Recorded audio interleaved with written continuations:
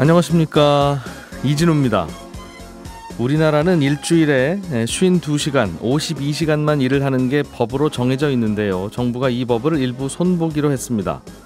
정부가 발표한 방향을 보면 일부 업종과 직종에 한해서 일주일에 최대 60시간, 60시간까지 늘리겠다는 걸로 보입니다.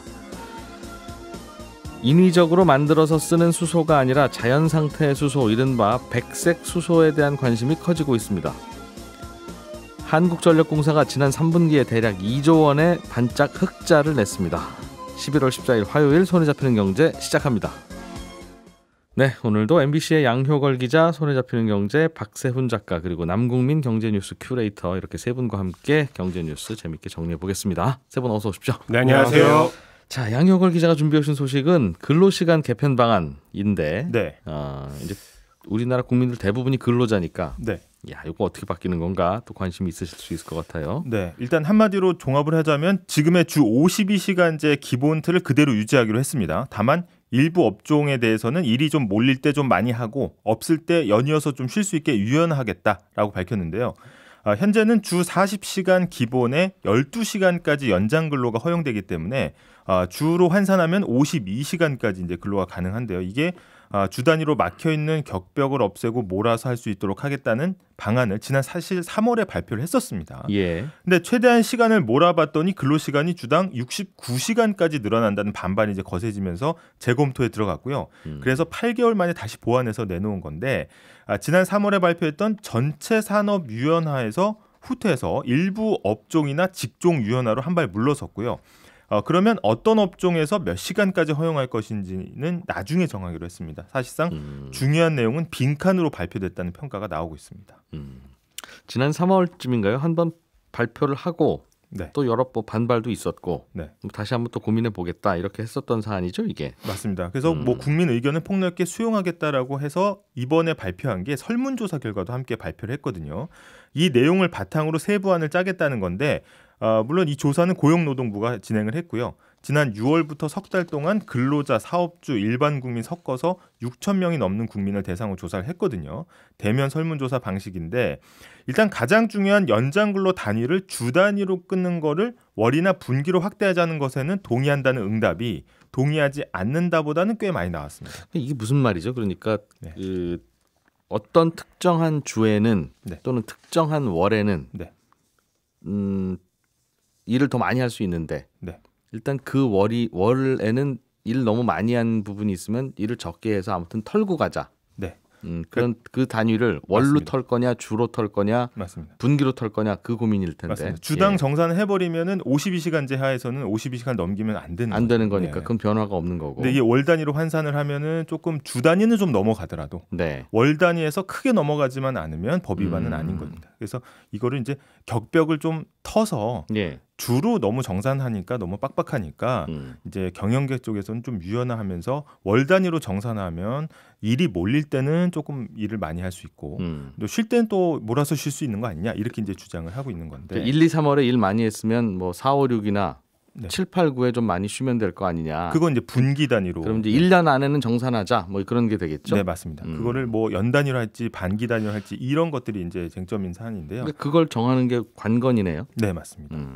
그래서 이제 약간 좀 유연화하자는 데는 동의하는 응답이 좀 있다는 거고요. 예. 그러면 어떤 업종을 늘려야 하냐 이렇게 물었더니 제조업이나 건설업 등이 좀 꼽혔습니다. 여기는 또 한꺼번에 일하는 좀 패턴이 좀 자리 잡고 있기 때문에 예. 그럼 연장 근로 기준 단위는 어떤 게 좋겠냐고 물었을 때는 주보다는 한 월 정도가 어떻겠느냐라는 응답이 노사 모두 한 60% 안팎으로 압도적으로 많았습니다. 이 말은 한 달 안에 그 과로한 걸 정산만 해주면 네. 뭐 그냥 어떤 주나 어떤 날은 좀 야근할 수도 있다고 생각한다는 게 여론이라는 뜻인가 봐요. 맞습니다. 네. 알겠습니다. 그럼 이번 여론조사 등등의 결과를 바탕으로 근로시간 개편을 다시 추진한다는 겁니까? 네, 일단 고용노동부가 요 설문 결과를 이제 전폭적으로 수용하겠다 이렇게 밝혔거든요. 그런데 이 문제는 뭐냐면 고용노동부가 주장하는 것만큼 응답자들이 뚜렷하게 의사를 밝힌 건 아니라는 해석이 나오고 있는데 이게 뭐냐면 사실 지금 정부가 근로시간 개편을 하려고 하는 가장 큰 이유가 지금의 주 단위로 정산하는 52시간제가 좀 이 갑작스러운 업무량 증가에 좀 대응이 어렵다. 예. 이런 이제 이유를 들고 있는데 정작 여론조사 뚜껑을 좀 열어보니까 현 제도로 업무량 증가에 대응이 어렵냐로 물었더니 근로자에게는 그렇지 않다는 응답이 더 많았거든요. 그러니까 지금 현 제도로도 충분히 수용 가능하다라는 거고, 근데 이거는 근로자 입장에서는 충분히 좀 그럴 수 있다고 보입니다. 근데 사업주한테 물었더니 대응하기 어렵다가 33%, 어렵지 않다가 31% 정도 나왔거든요. 1.5%포인트 차이인데 이게 실제 사업주들이 정말 52시간제 때문에 공장에 안 돌아가고 사업체를 꾸려가기 너무 어려운 상황이냐, 이렇게 보기에는 너무 작은 차이 아니냐는 겁니다. 또 여기 이제 현재 주 52시간제 때문에 어려움을 겪은 적이 있다고 응답한 사업주가 전체 15%가 안 됐거든요. 그러니까 전체 85%는 현행 제도의 불편함을 못 느낀다는 건데, 이 결과를 두고 노동계에서는 아니 85%가 괜찮다는데 대체 이걸 왜 바꾸자는 거냐라는 목소리가 나오고 있는 겁니다. 이게 사안이라는 게 이게 다 말씀하신 대로 좀 일이 몰리는 시절에는 일을 좀 많이 해야 될 필요도 있다는 거고, 네. 또 그렇다고 해서 그런 기간에 일을 많이 하고 나머지에 휴식을 좀 많이 주면 될 거 아니냐라고 하면 네. 원래 과로라는 게 한꺼번에 일 몰린다고 일 많이 하면 생기는 거니까. 맞습니다. 예. 또 그렇다고 그렇게 몰아서 하는 게 사람이 기계가 아닌데 그렇게 하면 되겠느냐라는 그거니까 이제 서로 맞습니다. 어디에서 균형을 맞출 건지에 대한 고민인데 네. 이건 저 생각엔 좀 자세하게 조사를 하든가 해야지, 여론조사로 판단할 문제가 아닌데 네. 왜 어떤 이런 사안을 지난 정부에도 무슨 원자력 발전할 때 여론조사로 결정하고 네. 이것도 이번 정부에서는 또 여론조사로 그 결정을 하고 하는지 모르겠어요. 여론조사는 어떻게 하느냐에 따라서 굉장히 달라질 수 있잖아요. 맞습니다. 이제 업종이나 직종별로 이제 52시간제만으로도 충분하다는 데가 있을 수 있고 또 거기에서는 좀 부족하다는 데가 다 다르기 때문에 사실은 이제 그게요. 국민 여론을 좀 수렴해야 된다는 게 3월달에 좀 강했거든요. 이거 그래서 이제 다수결로 정할 문제는 아닌 것 같은데, 특히 네. 업종이 이거에 영향을 안 받는 업종은 네. 여기에 투표권을 주면 안 되는 거 아니겠습니까? 네. 또 그런 문제도 있고 그런데. 네. 알겠습니다. 그럼 여기에 대해서 혹시 근로 시간이 좀 늘어나면 어떻게 되는 거냐 네. 뭐 하는 어느 정도이냐 하는 논란도 있을 수 있을 것 같고, 맞습니다. 노동계 반응은 어때요? 일단 노동계 반응은 양대 노총이 좀 미묘하게 좀 엇갈렸는데, 이 민주노총은 이번 설문조사 결과가 답정너다. 그러니까 미리 답을 정해놓고 한 설문이다, 유도했다, 이렇게 평가절하했고, 노사정 대화에 참여하지 않을 것임을 이제 분명히 했습니다. 근데 한국노총은 좀 달랐는데, 물론 이 조사에 대해서는 이제 국민을 우롱하는 식의 설문조사였다 이렇게 비난하긴 했지만, 예. 대통령실의 사회적 대화 복귀 요청은 수용하기로 했거든요. 노사정 논의가 다시 시작될 수 있다는 여지를 남겼습니다. 그러니까 이런 시나리오대로라면 지금의 고용노동부의 설문조사 결과를 테이블에 놓고 한국노총과 정부가 근로시간 개편을 실제로 추진할 가능성이 높다는 거고요.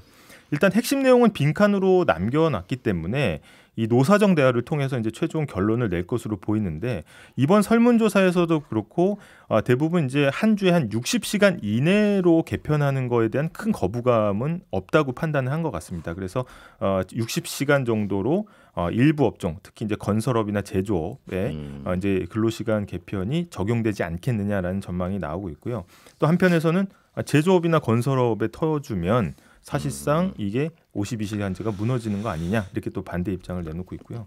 만약에 이제 노사정 대화를 시작한다 하더라도 지난 3월에 69시간제를 한 차례 이제 여론의 질타를 받았지 않습니까? 그래서 정부가 내년 4월 총선 전에 좀 명확한 결론을 내기는 좀 어려울 거다, 이런 전망도 나오고 있습니다.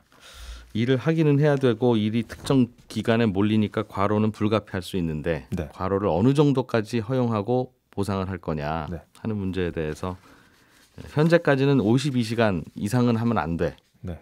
한 60시간 정도로는 좀 터줍시다. 나중에 정산을 하더라도. 네, 일부 직종이나 업종에 대해서 그런 식으로 의견이 모아지고 있다. 네. 요약하자면 그런 거네요. 맞습니다.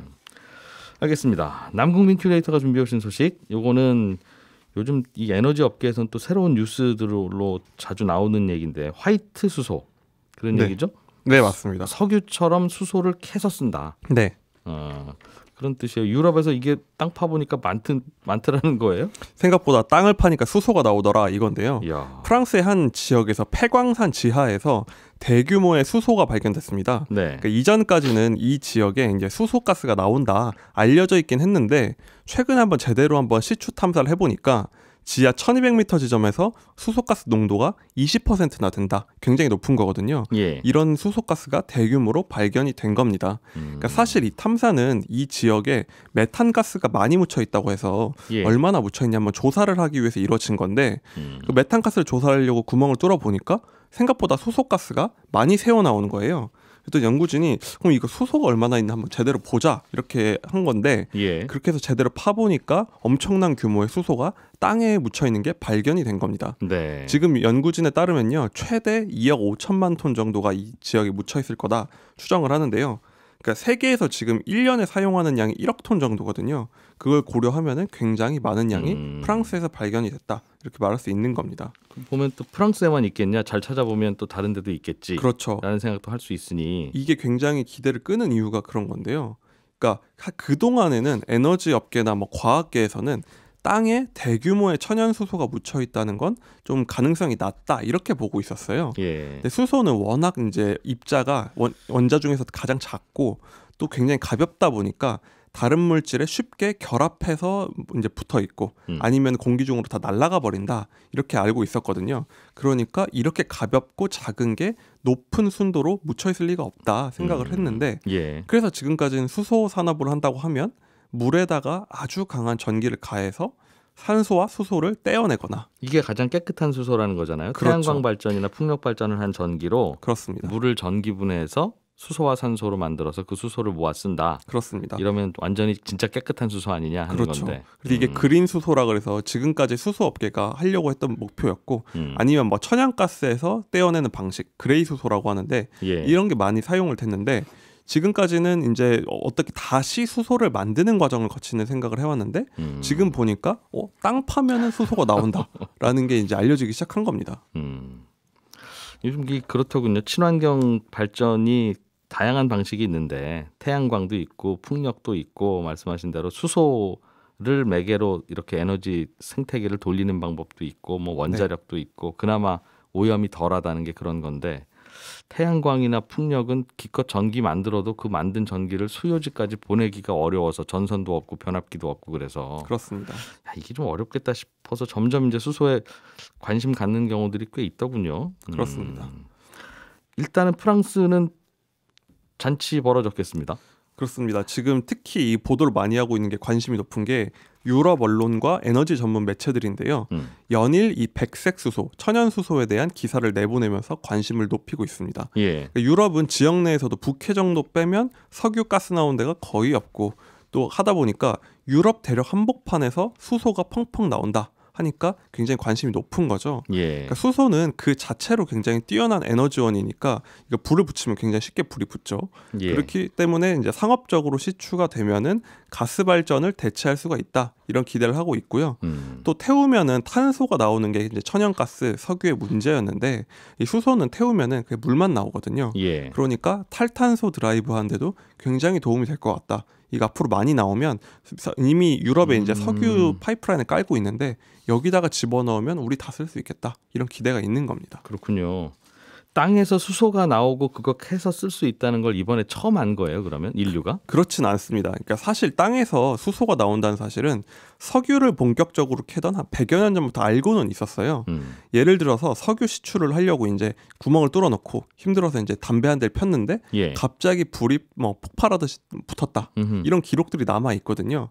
그러니까 과학자들이 보니까 수소라는 게 땅에서 나오긴 하는 것 같다 했는데 문제는 이 수소의 농도가 너무 낮다. 양도 적을 것이다. 예. 이렇게 생각을 한 거예요. 어차피 있어봤자 캐서 쓸 정도는 아닌 것 같다. 이렇게 생각을 해온 건데 이제 그러다 보니까 뭐 땅에 이제 몰려 있을 거라 생각을 안 했는데 좀 반전이 생긴 게 1987년에 이제 서아프리카의 말리라는 나라의 한 마을에서 예. 여기도 우물을 파고 있었는데 거기서 수소가 나온 모양이구나. 네, 똑같이 예. 담배를 붙였다가 어떤 사람이 이제 화상을 입은 겁니다. 아이고. 큰 불이 붙어가지고. 그러나 그걸 계기로 수소가 있다는 걸 발견했군요. 그 당시에는 마을 사람들은 놀라서 이 우물을 폐쇄를 했는데 이제 캐나다 에너지 기업이 2011년에 전에 여기저기 좀 알아보다 보니까 그런 기록이 있어서 이 우물을 한번 자기가 탐사해 본 거예요. 예. 그랬더니 농도 98%의 수소가 나온 겁니다. 그러다 보니까 수소 광산이었군요. 네. 이 기업이 여기다가 이제 발전기 만들어서 시험 테스트를 해서 수년째 돌려보니까 예. 양도 안 줄고 발전도 되더라 해서 2018년에 이걸 발표를 했고요. 이 소식을 두고 에너지 업계에서 그럼 우리 동네도? 하고 파봤더니 지금 호주, 중동, 캐나다, 러시아에서 줄줄이 탐사가 이루어지다가 예. 마침내 프랑스에서 잭팟이 터진 거죠. 그랬더니 사람들이 말리에도 있고 프랑스에도 있으면 이거 진짜 되는 거 아니냐 기대가 높아지고 있는 겁니다. 이 수소라는 게 이걸로 전기를 그냥 만들 수 있는 거 아니에요? 수소 연료 전지가 그거니까. 그렇습니다. 그러니 이게 이제 새로운 에너지인 건데 아프리카, 프랑스 두 사례는 발견됐다고 말씀 주셨습니다만 다른 지역에서도 발견이 좀 되면 좋겠네요. 국제학술지 사이언스에 따르면요, 올해까지 천연가스가 발견된 건수가 세계적으로 한 수백 건이 될 것 같다고 하고요. 지역으로는 유럽의 스페인, 독일 그리고 러시아가 있고 호주, 미국, 중동, 동남아, 남미 가리지 않고 있습니다. 천연가스, 천연수소? 네. 수소가 여기저기에서 나온다. 그렇습니다. 예. 아직 초기라서 정확한 매장량이 확인된 건 아닌데요. 미국 지질조사국은 매장량이 한 수조 톤이 될 것 같고 예. 이 중에서 극히 일부만 캐도 인류가 수백 년은 쓸 것 같다. 이런 식으로 이제 좀 아름다운 전망을 내놓은 거죠. 여기까지 들으니까 그 한반도 우리나라, 네. 우리나라는 이제 석탄 시대에는 석탄이 없고 석유 시대에는 석유가 없고, 네. 그러니까 정말 왜 우리나라에는 이렇게 없나? 네. 전 세계 절반의 나라에서 석유가 난다는데 네. 수소는 있겠다 싶은 생각이 드네요. 드디어. 이 정도면은 왠지 있을 것 같다는 기대가 드는데요. 예. 이게 특히 석유가 없는 데서 많이 나거든요. 아 그래요? 네. 그래서 어제 한번 제가 자료를 찾아봤는데 미네랄스라는 이 관련 광물 전문 이제 학술지 찾아보니까 안타깝게도 한반도만 이렇게 그 모양 비어 있더라고요. 그러니까 아직까지는 대규모 이제 매장치가 있을 것 같진 않다. 현재로는 그렇긴 합니다. 그게 왜 그러냐면요. 석유가 왜 우리나라에는 없냐고 자꾸 따져 물었더니 지질학자들이 석유라고 하는 게 이제 지층이 뭐 배사구조, 향사구조 그쵸. 이런 게 있는데 이런 게 좀 있어야 여기에 석유가 묻혀 있을 가능성이 있는데 우리나라는 땅 지질 구조 자체가 그런 건 없습니다. 그러더라고요. 그렇습니다. 이게 결국은 지질 구조의 문제인데요. 아직까지 100% 확인된 건 아니지만 이 수소가 왜 생기냐고 검사를 해보니까 예. 추측컨대 땅 속에 이제 철을 많이 품은 돌과 물이 같이 있는데 여기에 고온이 가해지면 예. 물에서 산소는 철에 붙어버리고 산화철이 되는 거죠. 그럼 남은 수소만 올라오는 것 같다. 이게 지금 추측하는 가장 큰 원인이거든요. 땅 속에 철 성분 많은 암석이 많을수록 가능성이 높네요. 그렇죠. 그래서 그 이제 돌이 있어야 되는데 한반도에는 그런 게 별로 없는 것 같다는 게 아직까지는 이제 조금 실망스러운 결과인 거죠. 아직은 모르니까 좀 더 지금 국내에서도 한국 정부도 지금 인식을 해서 이 백색 수소 좀 탐사를 하겠다 이런 반응이 있긴 합니다. 일단 우리나라 탐사해보고 우리나라도 있으면 이거 캐서 쓰고 그렇죠. 우리나라 없는 게 확인되면 다른 나라도 캐지 말자고 하죠 우리가. 그렇죠. 그린 수소로 가자고 이제 해야 되겠죠. 다른 나라는 수소를 써야 또 다른 에너지원이 우리나라까지 오긴 올 테니까. 그렇습니다. 알겠습니다. 자, 박 작가님이 준비해 오신 소식. 한전은 그동안 계속 전기요금을 못 올려서 적자를 기록하면서 채권 시장에 가서 돈을 빌려서 이제 회사에 돈 돌아가는 걸 막다 보니까 채권 시장의 금리가 자꾸 뛰고. 그렇죠. 그래서 한동안 한국전력이 뉴스의 중심이었는데 드디어 흑자가 기록됐어요. 흑자를 기록하면서 또다시 뉴스의 중심이 됐는데요. 3분기 매출액에서 영업비용을 뺀 영업이익이 대략 2조 원 조금 안 됩니다. 2021년 1분기 이후에 처음으로 기록한 영업 흑자인데 당기 순이익도 보니까 8,300억 정도 흑자가 나왔고요. 전기요금은 그래도 좀 꾸준히 올렸는데 올 상반기부터 국제유가가 예전보다는 좀 떨어져서 그러다 보니 흑자가 나온 겁니다. 3분기에 한국전력이요 발전소 혜택 킬로와트 시당 146원에 사왔거든요. 그리고 요거를 160원 정도에 팔았습니다. 그동안은 사오는 것보다 더 싸게 팔아서 팔수록 손해보는 구조였는데 2분기부터는 그래도 사오는 것보다는 조금 더 비싸게 팔기 시작했고 3분기에는 그 차이 그러니까 사오는 것보다 비싸게 파는 폭이 더 커지면서 송전망 투자, 배전망 투자 같은 이런 기타 비용 다 반영을 하더라도 흑자를 기록하긴 했습니다. 그러니까 요즘처럼만 장사가 되면 한전은 괜찮고 뭐 조금씩 밀린 빚도 갚을 거고 흑자니까. 그렇습니다. 그러면 요즘 같으면 이제 전기요금 더 이상은 올리지 않아도 된다. 그렇진 않습니다. 그런 겁니까? 아닙니다. 왜냐하면 전기요금은 앞으로도 꾸준히 더 올려야 하는데 한국전력이 옛날에 냈던 영업적자가 45조 원이 지금 넘거든요. 그리고 부채는 200조 원이 넘습니다. 이거 메우려면 전기요금을 올려야 합니다. 근데 그래서 정부랑 한전이 올해 적어도 이 정도는 좀 올려야 합니다라고 했던 전기요금 인상폭이 킬로와트 시당 51원 정도였거든요. 근데 지난 1분기, 2분기에 올린 요금 인상폭이 킬로와트 시당 21원입니다. 목표보다 절반도 못 올린 거예요. 한두 번 더 올려야 된다는 거네요. 몇 번 더 올려야 됩니다. 근데 며칠 전에 정부가 산업용 전기요금을 올리긴 했는데 이 정도 올린 거로는 적자 해소에 큰 도움은 안 됩니다. 다만 이제 산업용 전기요금을 올리게 되면 기업의 생산 원가가 올라가기 때문에 그걸 제품 가격에 전가할 가능성은 있는 건데 당장 4분기에도 영업 흑자가 지속될지도 장담을 할 수가 없습니다. 왜냐하면 3분기에 흑자를 반짝 기록했던 게 앞서 말씀드렸듯이 국제 유가가 좀 떨어져서 그랬던 건데 3분기 지나면서 다시 또 유가가 오르고 있거든요. 그리고 달러원 환율도 다시 오르고 있기 때문에 수입 가격도 올라갈 수 있고요. 예. 그래서 한전 적자를 해소하려면 전기요금을 올리긴 해야 할 텐데 내년 4월에 총선이 있기 때문에 올해 그리고 내년 1분기까지는 아마도 전기요금 인상은 없을 겁니다. 근데 이 말은 총선 끝나고 나서 전기요금이 확 튀어오를 가능성도 있다는 얘기입니다. 근데 밀린 영업 적자와 부채를 언제까지 꼭 다 갚아야 올해 안에 다 갚아야 되는 건 아니잖아요. 물론 그런 건 아닙니다. 그러니까 한 50년에 걸쳐서 천천히 갚는다고 하면 전기요금 안 올려도 되지 않습니까? 그렇게 보면 그렇죠. 그러니까 이게 이제 언제까지 다 갚아버릴 거냐의 목표에 따라서 인상폭이 예. 달라지는 건데. 그렇죠. 후딱 빨리 다 갚아버리려면 그렇다. 그런 예. 얘기겠죠. 예. 다른 소식 하나만 짧게 보죠.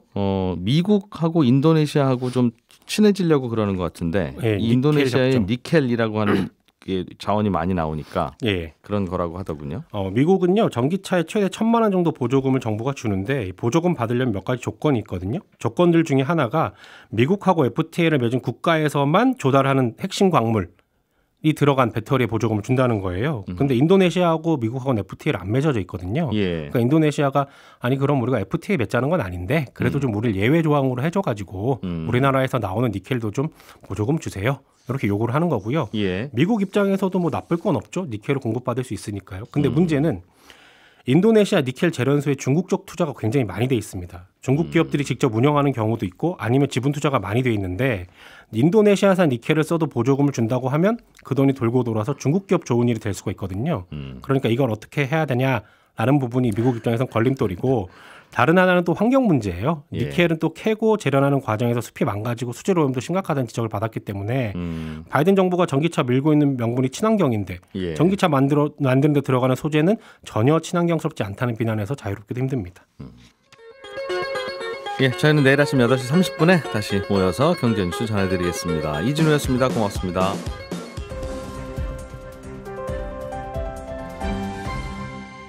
경제를 생각하는 사람들의 즐거운 습관. 이진우의 손에 잡히는 경제.